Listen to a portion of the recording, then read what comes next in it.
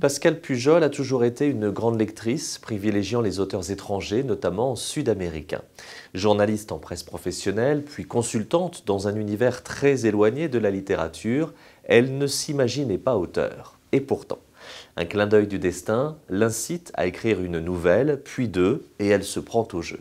En 2014, Pascale Pujol publie ainsi son premier recueil, Fragments d'un texto amoureux, aux éditions Quadrature, 14 nouvelles qui racontent l'inattendu de la vie. Mais très vite arrive le besoin d'une écriture au long cours, et l'année suivante, en 2015, paraît un premier roman, Petit plat de résistance, aux éditions Le Dilettante.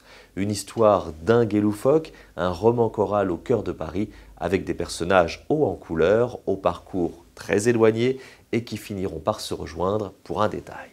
Depuis, entre romans et recueils de nouvelles, Pascale Pujol s'invite régulièrement dans ses librairies qu'elle aime tant fréquenter comme simple lectrice. Voici son nouveau roman, L'or et le sel. Une grande maison ancienne au cœur de la Provence, une bâtisse massive qui a vu passer des générations d'habitants. Oui, mais voilà, la dernière propriétaire est décédée, la famille ne peut conserver la maison et doit s'en séparer. 4 personnages féminins vont prendre la parole à tour de rôle pour raconter leur relation à cette demeure. Souvenirs d'enfance, souvenirs d'amour et d'amitié.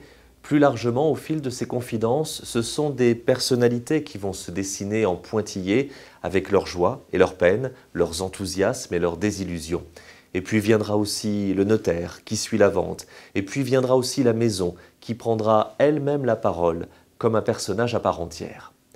Entre le grincement du parquet ou le vent dans les branches, entre l'odeur de la lavande dans les piles de linge ou du clafoutis qui dort au four, entre les secrets racontés à l'heure de la sieste, dans la fraîcheur de la maison une après-midi d'été, ou les soirées interminables entre rire et confidence, ce roman est à la fois visuel, sonore, olfactif, troublant, émouvant et sensible. Qu'adviendra-t-il de cette maison quand cette dernière famille l'aura quittée, la laissant à la cupidité d'un nouveau propriétaire peu scrupuleux? Et comment chacun pourra-t-il vivre avec ses souvenirs enfouis? Quelles traces laisseront-ils entre ces murs séculaires?